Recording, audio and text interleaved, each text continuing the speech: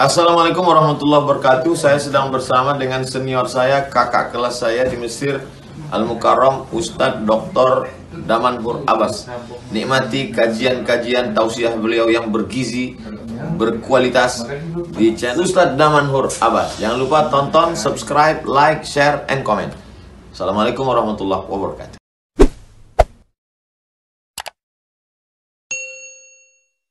Assalamualaikum warahmatullahi wabarakatuh. Alhamdulillah bi ni'matihi tatimmu shalihat wa bi fadlihi tatanazzalu al-barakat. Asyhadu an la ilaha illallah lahu da'watul haqq harisun 'alaiha wa awjaba tabshiri biha wa takum minkum ummatun yad'una ila al-khair wa ya'muruna bil ma'ruf wa yanhauna 'anil munkar wa ulaika humul muflihun. وأشهد أن محمدا عبده ورسوله بلغ الرسالة وأدى الأمانة ونصح الأمة وكشف الأمة حتى أتانا اليقين ليلها كنهارها لا يزيغ عنها إلا هالك. اللهم صل على سيدنا محمد النبي الأمي الحبيب المحبوب العلي القدر العظيم الجهل وعلى أزواجه أمهات المؤمنين وذرياته وآل بيته وأصحابه أجمعين. Rabbi shrah li sadri wa yassir li amri wahlul 'uqdatam min lisani yafqahu qawli, amma ba'd. Para asatiz yang saya muliakan, ayah bunda yang saya cintai, dan bapak ibu jemaah salat subuh yang dirahmati Allah, marilah senantiasa kita panjatkan puji dan syukur kita kepada Allah yang telah memberikan nikmat iman kepada kita sehingga kita dapat melangkahkan kaki kita untuk melaksanakan salat subuh berjemaah. Kalaulah bukan karena nikmat dari Allah, maka sungguh kita akan masih kekenyangan dengan sahur yang barusan kita rasakan, dan kita sangat lemas dan sangat malas untuk berjalan ke masjid ini. Berbagai macam kesibukan lain di rumah pasti akan menghiasi kita. Namun Allah berikan nikmat iman tersebut sehingga kelezatan untuk melangkahkan kaki dari rumah jauh hari itu tidak terasa berat. Inilah yang dinamakan dengan suasana di mana pintu surga itu dibuka kepada kita selama 30 hari. Maka kita tidak akan pernah terasa berat di dalam melakukan segala macam amal-amal saleh di bulan yang penuh dengan keberkahan ini.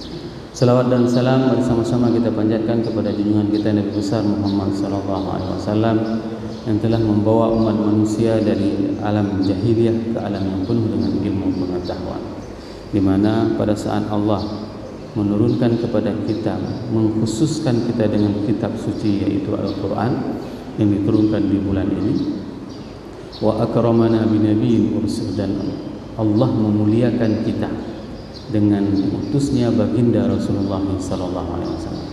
Sungguh mulia kehidupan seorang mukmin kalau seandainya kita menyadarinya. Keberadaan Rasul itu mengangkat derajat kita.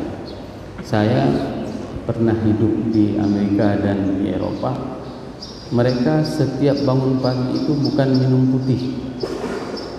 Para pak-lek itu, bule itu bangun pagi itu minumnya adalah selber, minuman keras. Kumur-kumur pertama dengan minuman keras. Coba bayangkan bagaimana indahnya kehidupan kita umat Islam. Bangun tidur kita diajarkan oleh baginda Rasulullah. Bagaimana cara kita bangun tidur? Diajarkan sampai bangun tidur pun itu ada doanya. Itu namanya dengan dimuliakan. Manusia berada pada posisi manusia. Bahkan dia itu akan sangat-sangat teristimewa, manusia tersebut. Karena apa? Wa akramana binabiyyin ursil. Allah muliakan kita dengan diutusnya baginda Rasulullah SAW.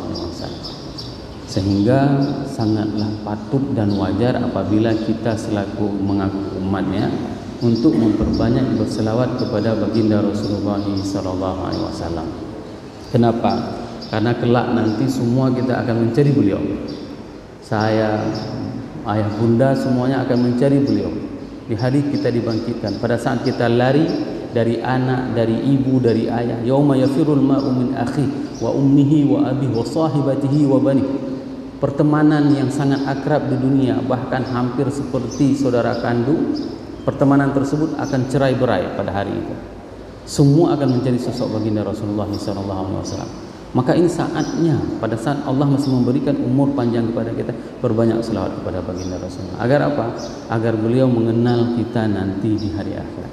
Agar apa? Agar kita terasa cinta untuk melakukan apapun yang diperintahkan oleh baginda Rasulullah. Tidak terasa berat. Hari ini berapa berat pada saat kita tidak membiasakan apa yang dianjurkan oleh baginda Rasulullah.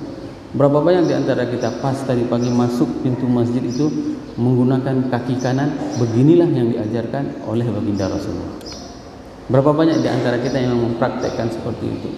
Beda Bapak Ibu jamaah yang dirahmati Allah, dulu para sahabat, mereka apabila telah berbuat dosa, melakukan kemaksiatan, mereka bisa langsung datang ke masjid Nabi.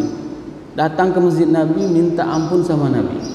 Dan Nabi meminta ampun kepada mereka dan Allah mengampuni dosa mereka. Hari ini berapa banyak kemaksiatan yang pernah kita lakukan dan kita tidak bisa mengadu kepada Rasulullah, tidak bisa salat di belakang. Tapi suasana seperti itu bisa kita hadirkan. Pada saat kita melakukan apapun yang diperintahkan oleh baginda Rasulullah, hadirkanlah rasa cinta tersebut. Saya salat subuh ini dikarenakan saya cinta kepada baginda Rasulullah.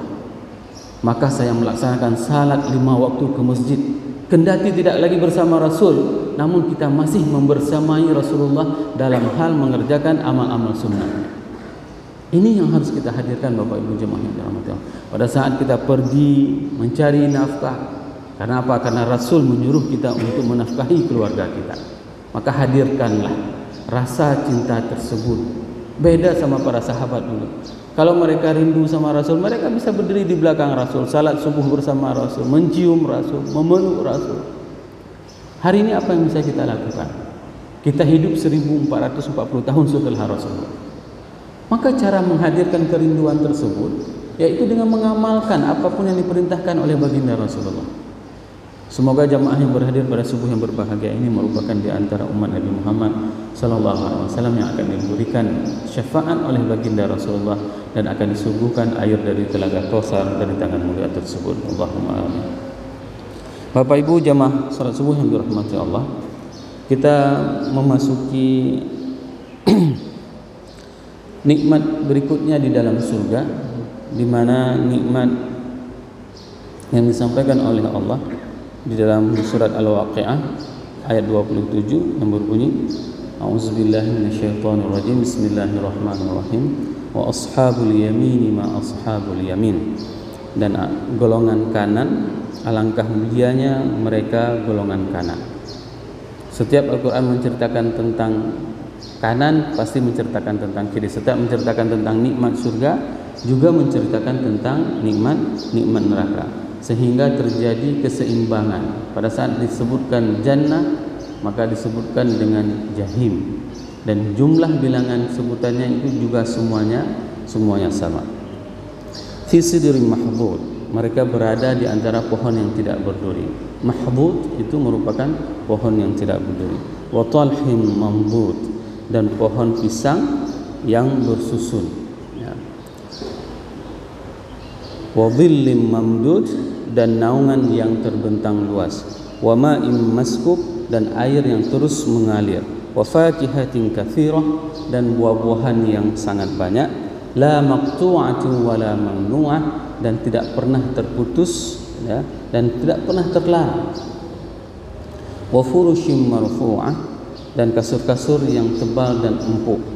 Inna ansha'nahunna insya'a, dan kami menciptakan kepada mereka bidadari instan, kontan, ya. Faja'alnahunna abkara, maka bidadari tersebut selalu perawan. Setiap berhubungan suami istri pasti lagi perawan. Seperti itu Allah berikan kenikmatan. Urban atsraba, dan penuh dengan cinta dan umurnya sebaya. Li ashabil yamin, untuk golongan kanan. Thullathum minal awwalin wa thullathum minal akhirin, segolongan besar dari orang-orang terdahulu dan sepertiga dari orang-orang kemudian. Ini merupakan gambaran pada saat kita mentadabburi Al-Quran dan kita melihat bagaimana nikmat yang Allah berikan kepada penduduk dan penghuni surga tersebut. Allah akan memberikan setiap perbuatan yang dilakukan oleh manusia, maka itu akan dibalas dengan balasan kenikmatan perbuatan. Ini kalau kita mentadabburi, nanti boleh dilihat pada saat Al-Quran menjelaskan jazaa'am bima kanu ya'malun, maka balasannya terhadap apapun yang mereka perbuatkan. Maka pada saat kita melakukan amal-amal, pergi salat, maka balasannya apa? Nanti kita akan mendapatkan di dalam surga kenikmatan pergi salat itu seperti apa. Maka di ayat ini, di dalam surat Waqiah ini diceritakan apa-apa saja kenikmatan yang diperolehi oleh seseorang itu. Di antaranya pada saat dia duduk di atas dipa, dia akan ketemu dengan orang-orang yang dia cintai. Dia akan dikelilingi oleh orang-orang yang yatufu alaihim wildanun mukhalladun bi akwabi wa abariq wa ka'sin min ma'in. Mereka akan disuguhkan dengan air arak yang tidak memabukkan. Ini kan semuanya ganjaran terhadap amal-amal yang pernah dilakukan dulu di dunia. Di dunia dia tidak mau melakukan mabuk-mabukan. Di dunia dia tidak mau melakukan perzinaan. Di dunia dia ada pengorbanan amalnya. Maka semua amal-amal yang dilakukan pada saat dia hidup di dunia, maka Allah akan membalasnya dengan kenikmatan perbuatan di dalam surga. Begitu juga pada ada saat kenikmatan itu yang berasal dari pandangan, ya, maka itu akan dibalas dengan kenikmatan pandangan. Maka akan sesuai semuanya. Tidak ada satupun perbuatan pengorbanan yang kita lakukan di dunia ini itu tidak akan dibalas oleh Allah nanti di hari akhirat. Ini indahnya Al-Quran. Al-Quran menjelaskan kalau seandainya ada perbuatan yang kita lakukan, maka ganjaran kenikmatan di surga, ganjaran perbuatannya seperti itu. Kalau ada kenikmatan mata, maka itu akan dibalas dengan kenikmatan mata nanti di surga, pemandangan yang indah. Semua itu akan diberikan oleh Allah kepada orang-orang yang pada saat dia di dunia dia mempergunakan pandangannya itu dengan apa yang diperintahkan oleh Allah. Dan yang ketiga, di dalam surat Waqiah ini dijelaskan pada saat Allah menjelaskan salamun qaulan min rabbir rahim, ya, pada saat Al-Quran menjelaskan bahwasanya illa qilan salaman salam. Pada saat Al-Quran menjelaskan bahwasanya tidak ada perkataan di dalam surga kecuali kata selamat. Dikarenakan apa? Dikarenakan dulu pada saat dia di dunia, maka ucapan yang diucapkan oleh manusia tersebut adalah ucapan untuk membenarkan apa yang diperintahkan oleh Allah dan Rasulnya. Maka kenikmatan pada saat dia berucap istighfar kita, selawat kita, maka itu akan dibalas nanti di dalam surga dengan kenikmatan ungkapan dan ucapan yang akan kita ucapkan sesama kita penduduk di dalam surga. Ini merupakan di antara kenikmatan-kenikmatan yang sesuai dengan apa yang diperlakukan di dunia. Kenikmatan perbuatan, pada saat kita melakukan perbuatan maka akan dibalas oleh Allah dengan kenikmatan perbuatan di surga. Pada saat kita melakukan kenikmatan penglihatan, maka Allah nanti akan membalas dengan kenikmatan penglihatan di dalam surga. Pada saat kita berucap di dunia ini sesuai dengan apa yang diperintahkan oleh Allah dan Rasulnya, maka kita akan diberikan kenikmatan ucapan tersebut sebagaimana yang diungkapkan di dalam surat Waqiah. Di fase akhir tentang kenikmatan ini, Allah menjelaskan tentang bagaimana kenikmatan yang dimiliki oleh golongan sebelah kanan. Mereka akan berada di antara pohon yang tidak berduri, karena di dalam neraka ada pohon yang dinamakan dengan zakum, pohon yang berduri. Dan pohon tersebut sudah pernah kita jelaskan bahwasanya tidak ada orang yang sanggup untuk memakan buah kedondong, ya, anak kedondong itu tidak ada yang sanggup makan. Nanti bayangkan, ini lebih dahsyat dari kedondong lagi. Disuruh makan buah tersebut, buah yang berduri. Kalau kedondong itu tidak seberapa tidak ada durinya, hanya serabutan. Tapi tidak ada orang yang sanggup makan. Nah, di sini Al-Quran menjelaskan bahwasanya mereka berada di antara fi sidrin mahmud, mereka berada di antara pohon bidara yang tidak berduri, menunjukkan ini adalah tempat berteduh yang paling nyaman. Wa talhin mamdud, dan buah pisang yang bersusu. Maka pada saat kita tidak sanggup membeli katakanlah anggur yang mahal sebagai makanan di dalam surga, tidak sanggup membeli kurma yang mahal, maka rasakanlah sensasi makan pisang tersebut, merasakan inilah di antara makanan surga yang sudah saya konsumsi di dunia. Mudah-mudahan nanti Allah memberikan saya kenikmatan masuk surga dan juga bisa mengkonsumsi pisangnya surga. Kalau pisangnya dunia saja begitu enak, ya, begitu sehat, bagaimana nanti dengan pisangnya di dalam surga? Wa dhillim mamdud, dan naungan yang terbentang luas. Naungan yang terbentang luas ini pernah terjadi pada kisah Bani Israel pada saat mereka tersesat di padang Tih, ya. Mereka tersesat selama puluhan tahun. Mereka meminta kepada Nabi Musa, wahai Musa, mintalah perlindungan kepada Tuhanmu, kita ini terlalu panas. Apa yang dilakukan oleh Nabi Musa? Nabi Musa mengadahkan tangannya dan meminta kepada Allah, sehingga apa? Kemanapun Bani Israel ini pergi, mereka itu akan dinaungi oleh awan. Ada kanopinya. Coba bayangkan bagaimana hebatnya. Dan kenikmatan ini sudah pernah dirasakan oleh Bani Israel. Maka nanti kenikmatan naungan ini sungguh jauh lebih enak, sungguh jauh lebih nyaman. Dikarenakan tidak ada batasannya. Kalau di dunia itu ada naungan batasannya. Seperti misalnya pada saat Rasulullah SAW melakukan perdagangan dengan pamannya, dibawa oleh pamannya. Pada saat itu seorang pendeta yang melihat Buhairah tersebut melihat rombongan Rasul dari kejauhan. Dia melihat bahwasanya ada awan yang terus berjalan menaungi perjalanan Rasulullah SAW. Dan ini tidak disadari oleh orang yang melakukan perjalanan. Kenapa? Karena kelelahannya, karena energi yang dihabiskannya. Tapi ini adalah sebuah nikmat yang tiada taranya pada saat seseorang itu berada di dalam surga, maka naungan di dalam surga itu terbentang luas.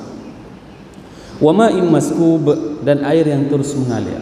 Bayangkan hari ini sebuah kenikmatan apabila kita mempunyai sumber mata air.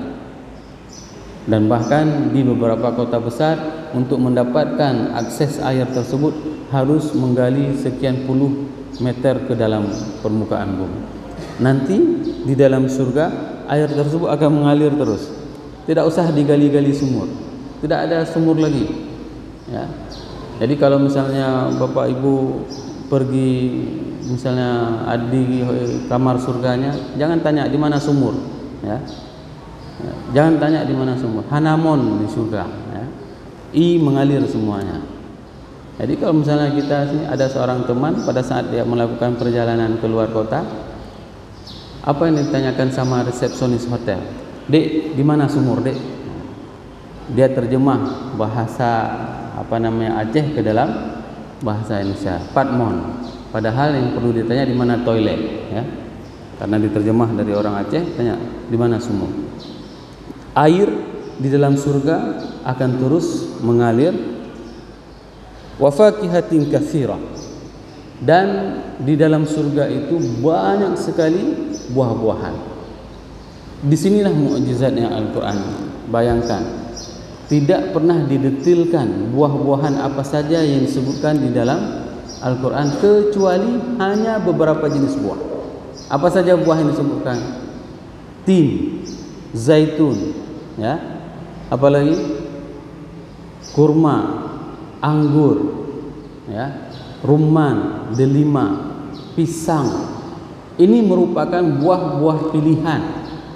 Buah-buah yang disebutkan di dalam Al-Quran itu merupakan buah-buah yang mendapatkan keistimewaan yang sangat luar biasa. Sehingga pada saat pertama sekali kita menanam kurma di Banda Aceh, di Berbate, di lembah Berbate, hampir semua orang mengatakan, mana mungkin tumbuh kurma di Aceh? Kurma itu kan tumbuhnya di Arab. Begitu orang persepsi. Saya katakan tidak. Kalau seandainya tidak tumbuh di Aceh, maka Al-Quran tidak akan pernah menyebutkan buah-buah tersebut. Dan kalau seandainya tidak berbuah di Aceh, maka itu berarti tanaman tersebut tidak mungkin disebutkan di Al-Quran. Karena disebutkan di Al-Quran lah, maka dia itu bisa cocok tumbuh di mana saja. Dan kita buktikan. Saya bawa salah seorang profesor waktu itu untuk membuktikan ucapan saya ini ke negara yang paling terdekat, yaitu ke Thailand. Saya bawa ke Chiang Mai. Perjalanan dari Medan ke Chiang Mai. Setelah itu dari Medan Kuala Lumpur Chiang Mai. Dan beliau tidak percaya, nggak percaya bahwasanya ada pohon kurma dan berbuah. Ya. Saya bawalah ke Chiang Mai itu, begitu beliau melihat 16 hektar kebun kurma berbuah ranu, ya, baru dia salamin saya. Ini baru saya percaya. Ternyata memang betul ada pohon kurma di Asia dan tumbuh berbuah. Saya bilang ini yang menceritakan ini Allah, bukan saya. Kalau Daman Nur cerita bisa jadi hoak. Tapi ini cerita dari Allah bahwasanya buah-buahan ini pasti bisa tumbuh. Kalau tidak bisa tumbuh berarti kita yang salah. Paham maksudnya? Kalau tidak tumbuh berarti kita yang gagal membenarkan apa yang diucapkan oleh Allah benar. Ini di situ tumbuh buah tin, buah zaitun, buah kurma di dalam kebun 16 hektar itu. Coba bayangkan. Inilah yang perlu kepada kita untuk mempelajari ilmu. Dan berulang kali saya katakan bahwasanya ciri khas kita umat Islam itu digambarkan dengan orang yang saintis, orang yang berilmu pengetahuan, orang yang mempunyai ilmu. Itu ciri kita bagi orang-orang Nasrani. Dikarenakan apa? Dikarenakan orang Nasrani itu adalah orang-orang yang ta'abbud, orang-orang yang meninggalkan dunia, tidak mau mengurus dunia dan fokus beribadah. Kalau ditampar pipi kiri, kasih pipi kanan. Model seperti itu. Bukan seperti orang Aceh. Sebelum ditampar udah tampar orang. Nah, ini ciri umat Islam di dalam Injil.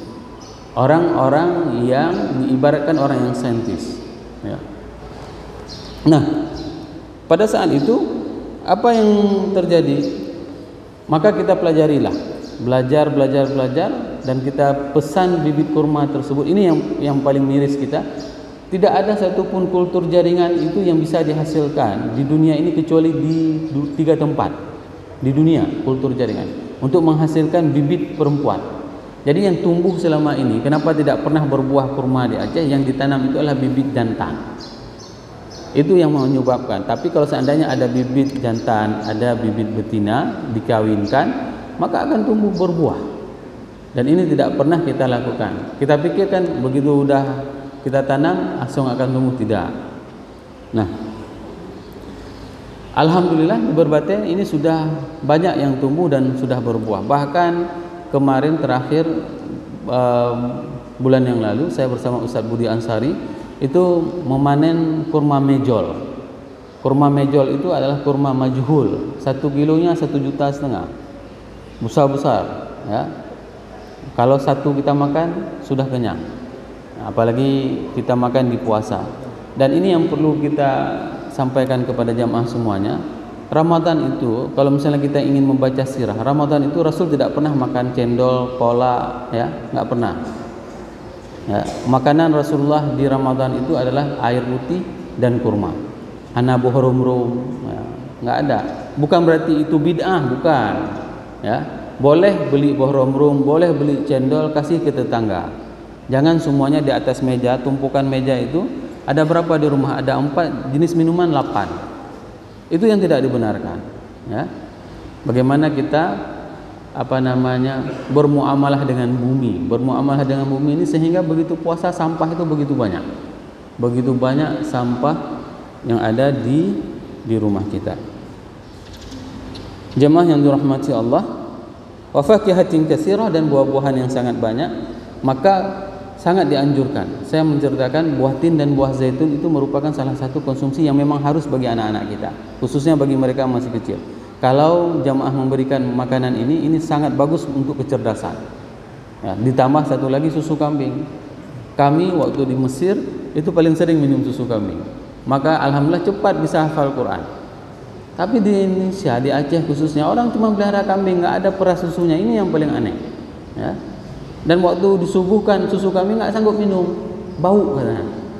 Entah kenapa hidung kami di sana di Mesir itu nggak ada rasa lagi ya. Begitu disodorkan susu kambing, blub terus.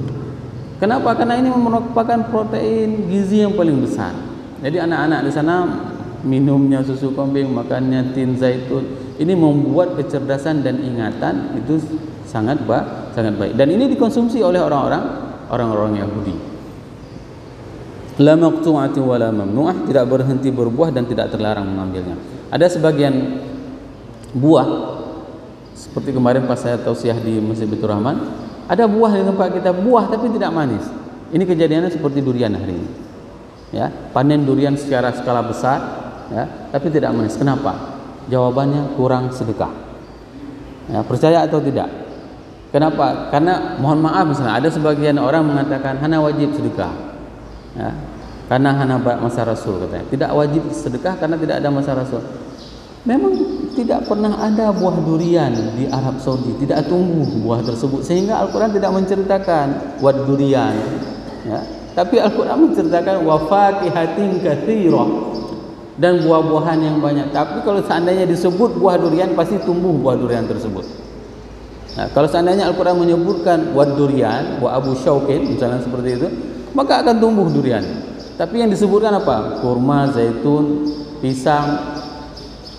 Maka ini harus menjadi tadabbur bagi kita semuanya. Pada saat kita punya buah-buahan, punya perkebunan, kebun durian, ayo sedekah yang banyak. Ya. Dan saya salut sama salah satu jamaah, begitu kita buka kafe di masjid, dia katakan, "Ustaz, kopi dari saya, dari kebun saya, gratis." Coba bayangkan, kopi untuk kafe itu dari saya. Alhamdulillah, inilah yang perlu kita perlukan. Maksudnya kestabilan. Semoga dengan sedekah ini Allah membalas segala kebaikan orang-orang tersebut, meningkatkan rezekinya, memberkahi usahanya. Ini yang perlu kita galakkan.